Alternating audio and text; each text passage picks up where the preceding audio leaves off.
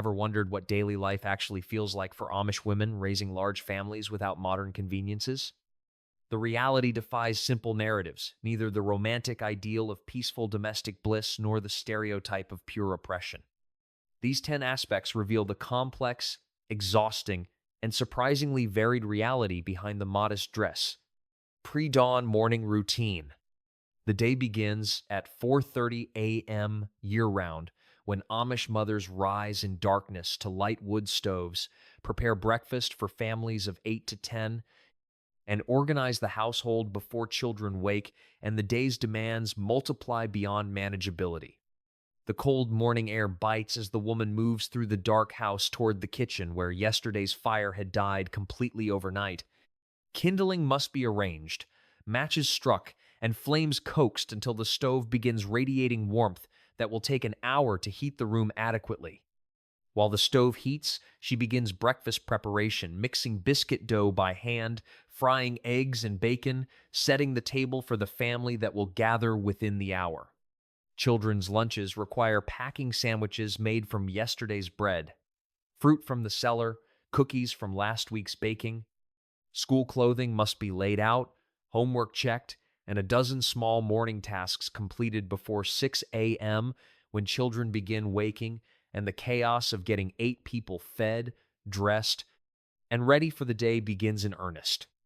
By 7 a.m., when her husband and older children leave for work and school, she has already been awake for 2.5 hours, completing labor that will be repeated tomorrow and every day after without variation or rest. The exhaustion is not occasional, it is the permanent baseline state of existence, physical labor reality. The romantic image of Amish women peacefully tending homes conceals brutal physical labor that would exhaust most modern women within days. Manual washing for large families, hand-wringing heavy wet laundry, hauling water and wood, scrubbing floors on hands and knees, and performing tasks that commercial gyms simulate for exercise but that Amish women do from necessity until their bodies break down. Monday washing day requires managing hundreds of pounds of wet laundry through manual or gas-powered wringer washers, feeding each piece through rollers, lifting soaked sheets and clothing, and hanging everything to dry regardless of weather. The work continues for 6 to 8 hours, leaving hands raw from lye soap and backs aching from constant bending. Women in their 40s often develop chronic back problems, joint pain, and repetitive stress injuries that would qualify as workplace injuries if they occurred in commercial settings. Water hauling, whether from outdoor pumps to kitchen sinks or from wells to laundry areas, builds arm and shoulder strength but also creates muscle strain and fatigue. Wood must be carried from sheds to stoves multiple times daily to maintain cooking and heating fires. Floors are scrubbed by hand on hands and knees because no vacuum cleaners or electric mops exist. Garden work during growing season adds hours of hoeing, weeding, and harvesting in summer heat without air conditioning or modern tools minimizing effort. The physical toll appears in bodies aged beyond their years, women of 35 looking 50, hands gnarled from constant work, posture stooped from decades of manual labor, and chronic pain accepted as inevitable rather than treatable. Childbearing expectations. Amish women average 6 to 8 children, with pregnancies beginning in early 20s and continuing through late 30s, a reproductive pattern that places enormous physical demands on bodies already exhausted from household labor while offering little recovery time between pregnancies or support for the cumulative toll. The expectation of large families is culturally and theologically reinforced. Children are viewed as blessings from God that faithful couples receive without human intervention to prevent conception.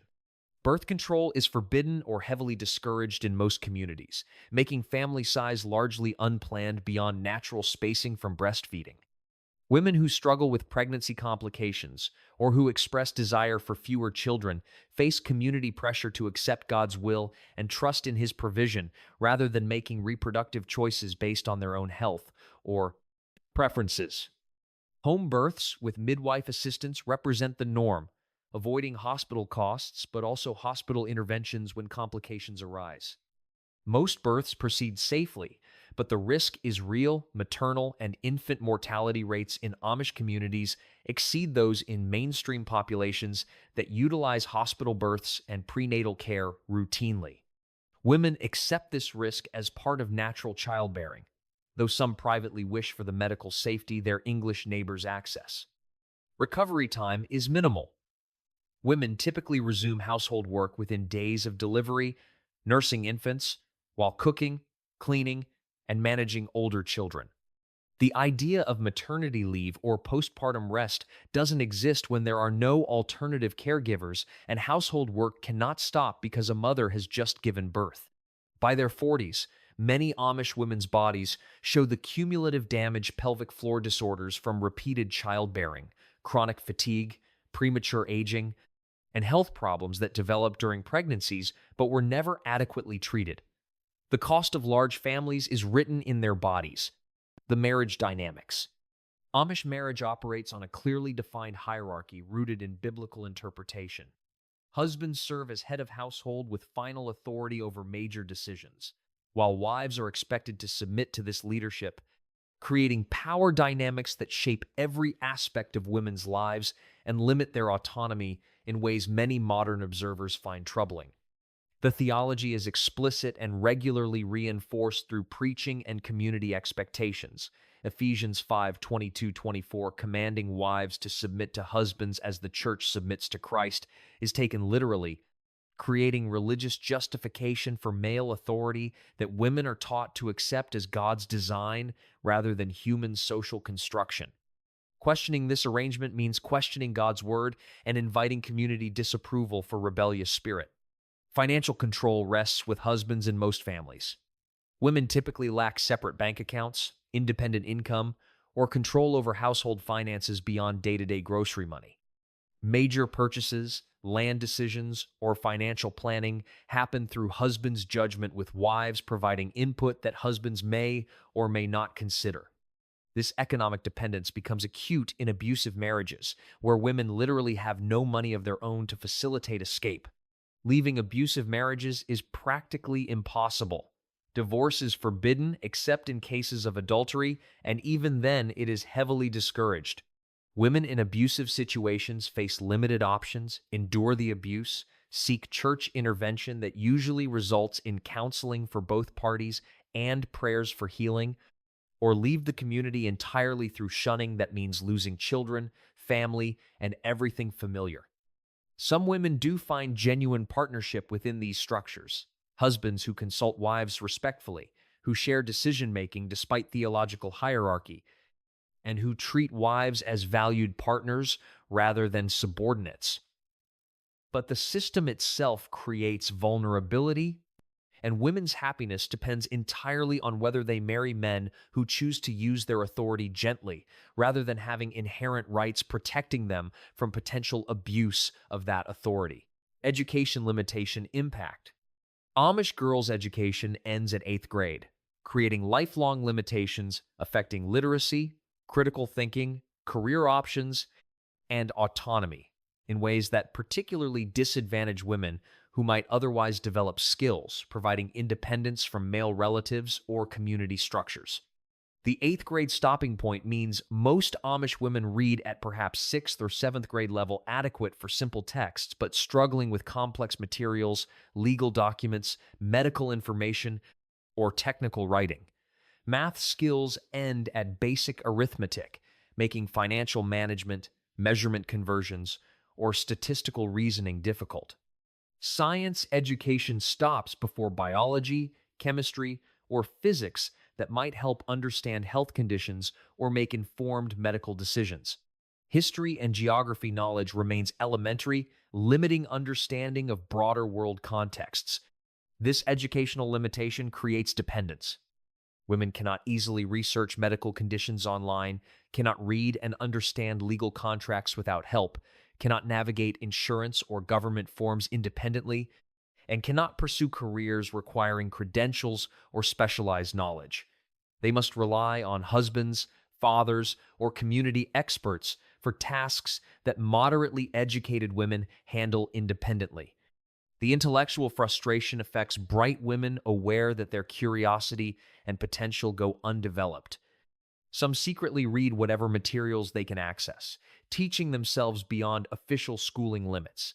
But most lack both access to materials and time for self-education, given household demands. Smart women find themselves trapped by systemic barriers, not inherent inability, but deliberate educational restriction that maintains traditional structures by preventing women from developing skills and knowledge that might enable independence. The cost is measured in unrealized potential, suppressed curiosity, and lifelong dependence on others for tasks they could have learned to handle themselves with adequate education. Social restrictions. Amish women's movements and social interactions face supervision and restriction that effectively limit freedom in ways that would seem intolerable to most modern American women, but that Amish culture presents as natural protection rather than control. Travel away from home typically requires a husband's knowledge and often his accompaniment. Women don't take independent trips to visit relatives or friends without coordinating with husbands who control buggy use and must approve absences from household duties. This practical control over transportation becomes control over social connections and independence, since women cannot simply leave when they want but must negotiate permission each time. Friendships outside the community are discouraged or forbidden. The separation principle that limits Amish contact with the English world means women cannot develop close relationships with non-Amish women who might expose them to alternative perspectives or support networks outside community. Control. Female friendships exist within the Amish community but under surveillance, since gossip travels quickly and behavior is monitored. Dress codes are rigidly enforced through community pressure and shame rather than formal punishment. Women who deviate from approved styles, skirts a bit shorter, colors slightly brighter, head coverings worn differently, face immediate social correction through whispered comments, direct confrontation, or ministerial visits reminding them of proper humility. The constant surveillance of appearance creates psychological pressure toward conformity that most women internalize so thoroughly that they cannot imagine dressing differently even when alone. Speaking is contextual appropriate in women's gatherings, limited in mixed-gender community settings, and often silent in church, except for singing. Women learn when their voices are welcome and when silence is expected. Domestic violence reality. Behind the peaceful family image that attracts admirers of Amish life exists a hidden reality of domestic abuse, occurring at rates that community privacy prevents accurate assessment, but that advocates working with former Amish women report as disturbingly common and inadequately addressed. Physical abuse happens in Amish homes as it does everywhere, but victims face unique barriers to help. Calling police brings shame on families and risks shunning for involving worldly authorities in private matters. Women cannot easily leave since they lack education, job skills, independent income, or places to go with multiple children. Shelters require navigating English world systems that Amish women are unprepared for, and leaving means abandoning not just husband, but entire community. Church discipline for abusive husbands typically involves counseling, prayer, and instructions to treat wives better, but no enforcement mechanisms exist beyond shunning a punishment so severe for family disruption that it's rarely imposed for domestic violence, that church leaders often view as private family matter rather than community level. Offense requiring drastic response. The theology of wifely submission and marriage permanence creates framework where abused women are counseled to forgive, to examine their own behavior for provocations, and to trust that patience and prayer will change husbands. Some are explicitly told that leaving an abusive husband demonstrates lack of faith in God's power to redeem the situation, placing spiritual pressure on top of practical barriers to escape. The healthcare limitations. Amish women's healthcare access reflects both economic constraints and cultural priorities that consistently place women's health needs last after children, husband, and livestock, creating patterns of delayed treatment, untreated conditions, and acceptance of pain and illness as inevitable rather than addressable. Medical care for women themselves is delayed for cost reasons. That persistent pain, those troubling symptoms, that increasing fatigue, all are endured until they become crisis. Because seeking medical help means spending limited family resources on the mother rather than children who might need care. Women in their 30s with obvious health problems postpone doctor's visits for months or years, trying home remedies and hoping problems resolve themselves because they cannot justify the expense of caring for themselves. Reproductive health is particularly neglected. Postpartum complications often go untreated. Pelvic floor disorders resulting from multiple childbirths are endured without physical therapy or surgical correction. Painful menstruation